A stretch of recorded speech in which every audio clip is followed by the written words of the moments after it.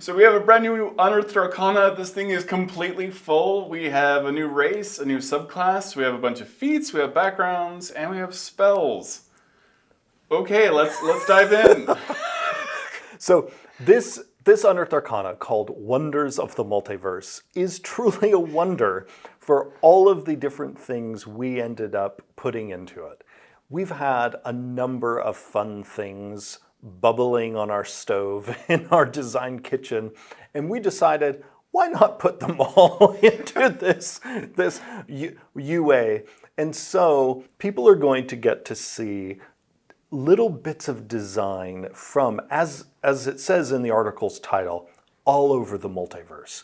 Now, some of the elements in this UA people will have seen before. There are some of the feats that appeared in our UA that was on giant options. Some of those feats reappear here now with modified design based on the feedback that we received the last time around. And so, as is the case whenever we do this, we're curious to see, well, now what do people think now that we have responded to their feedback?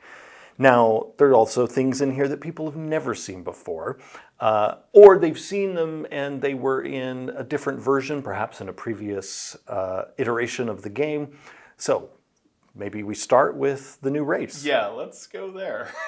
So the race in this article we're calling the Glitchling. You can think of it as a cousin or perhaps a sibling to a rogue Modron, and this is a construct associated with Mechanus who has achieved full sapience, obviously, since it's now here as a playable option to be play tested, who has cute vestigial wings that the Glitchling can use, not for full flight, but for little hops around.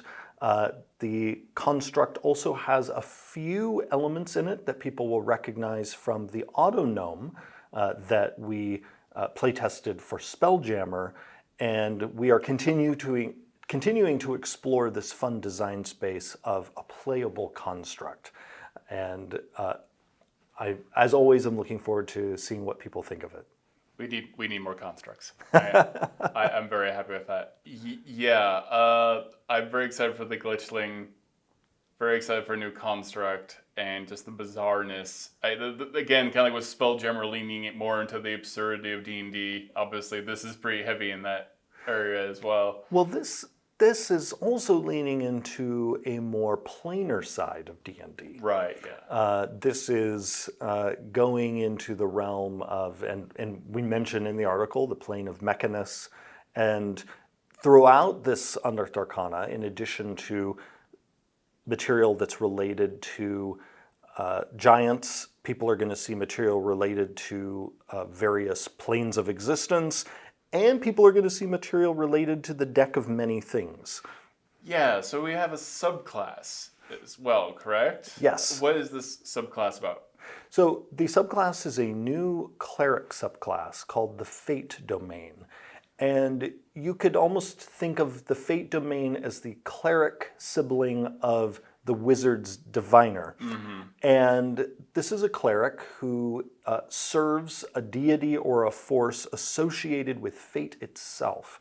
And because of that, this cleric can not only do some of the predictive things that you would expect for such a character, being able to cast augury, for instance, right, more easily than other clerics can, and in their capstone ability, even being able to cast this foresight spell, which is not normally a cleric spell, but being able to do so for a limited duration, which I think will be quite fun. A cleric that can sort of have this flash of foresight represented by the spell and confer it to themselves or somebody else.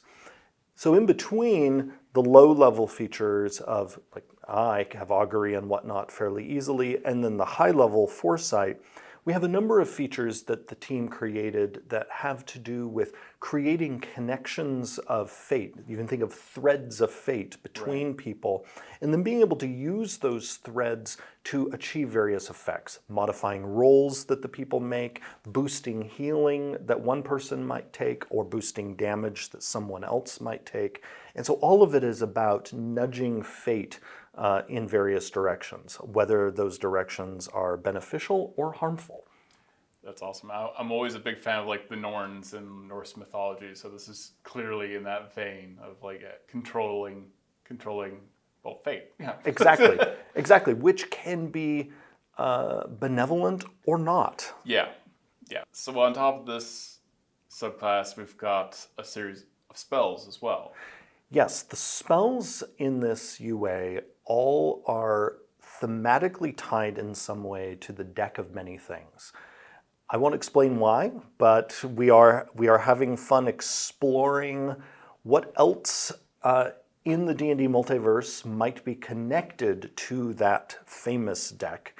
And these different spells allow the spellcaster to tap into certain effects that are reminiscent of things that occur in the deck. So, for instance, one of the cards in the deck of many things brings forth a spirit of death.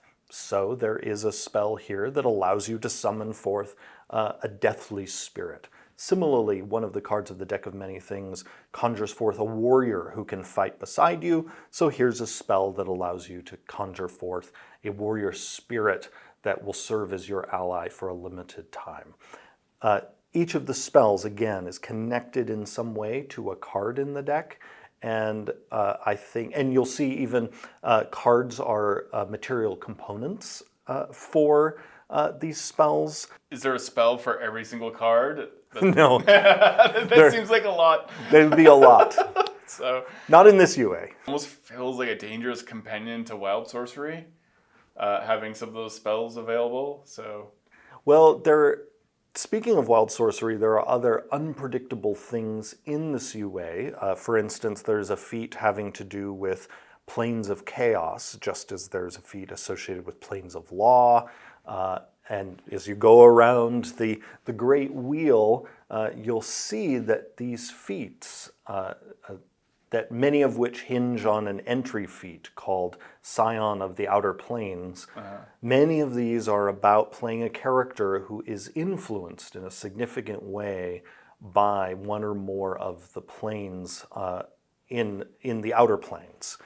And people can draw whatever conclusions they wish from that. And how many feats are there of that type? Oh goodness! I can just like load up my Horizon Walker. So you will not be able to take all of them. Yeah.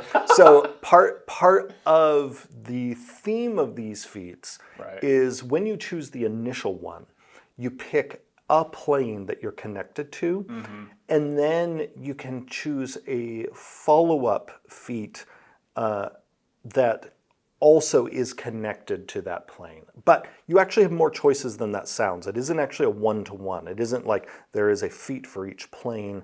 Instead, it's actually about the concepts of law and order, good and evil.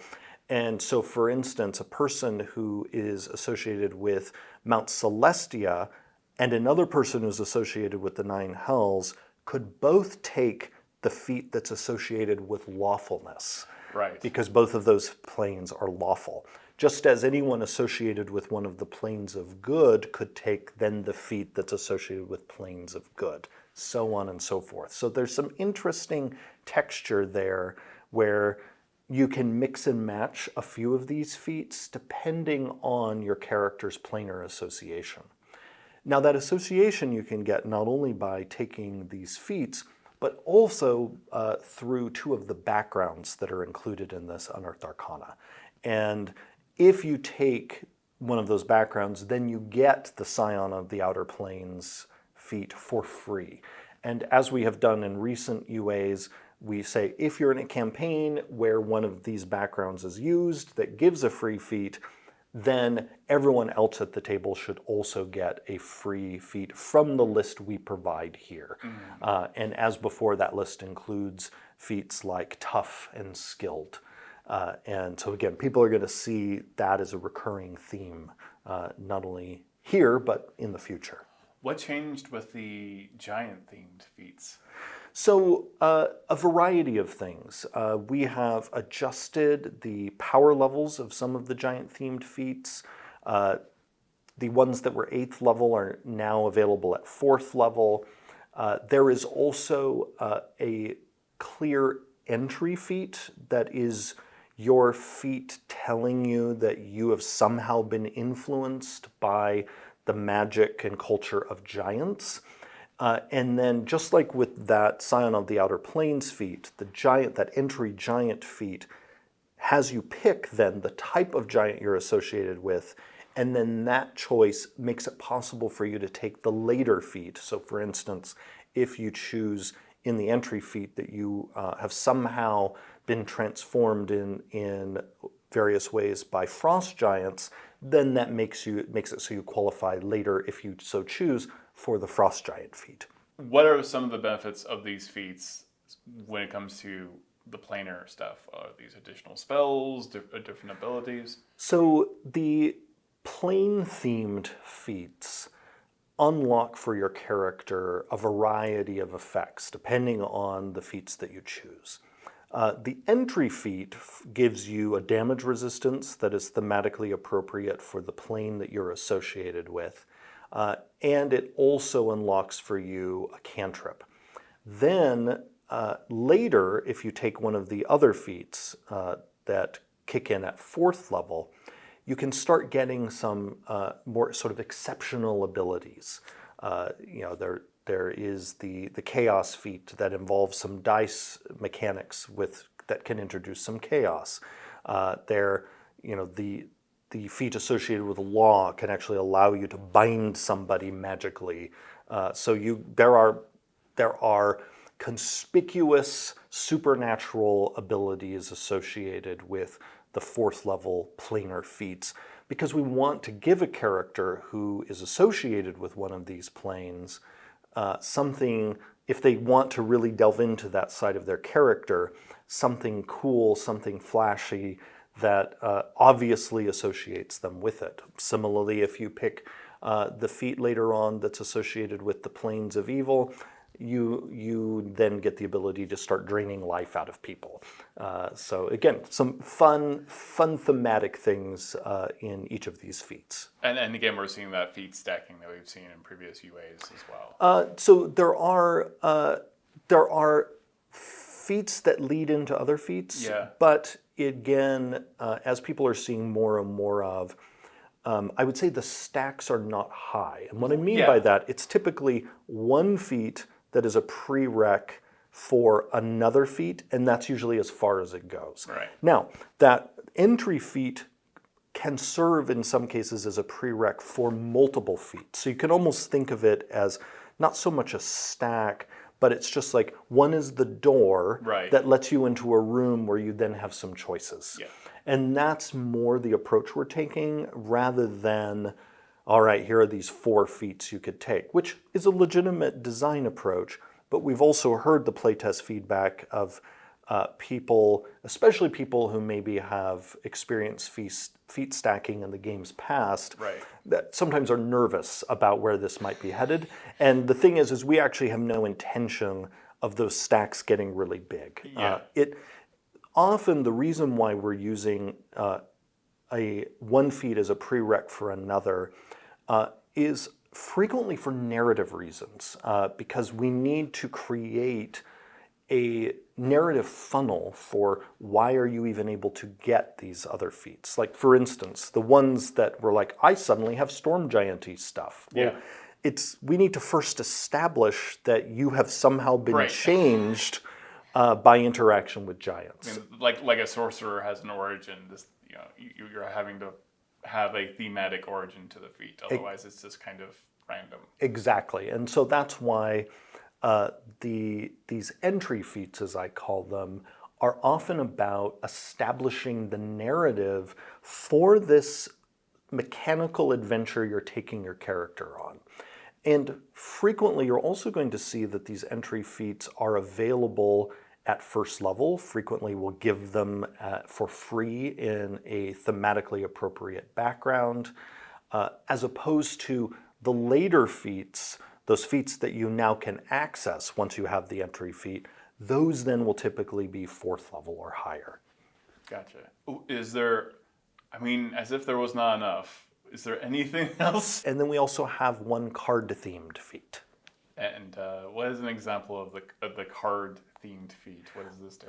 That's the Cartomancer feat, and that allows you to use cards if you're a sorcerer, warlock, or wizard as your spell casting focus, and the feat allows you to boost your spells occasionally if you're using cards as the focus. There are some other backgrounds. More backgrounds. They are each associated actually with entry feats that are in this same Unearthed Arcana. We felt it was important to include the backgrounds just so that people can see the context for those first level feats. And then they understand, this is again a part of a character's story and a part of a tale that you might begin telling about who your character is. If you liked this interview and you'd like to see more, go ahead and like the video, subscribe to the channel, and hit that little bell symbol so you're notified anytime a video like this comes out. Thank you so much for watching.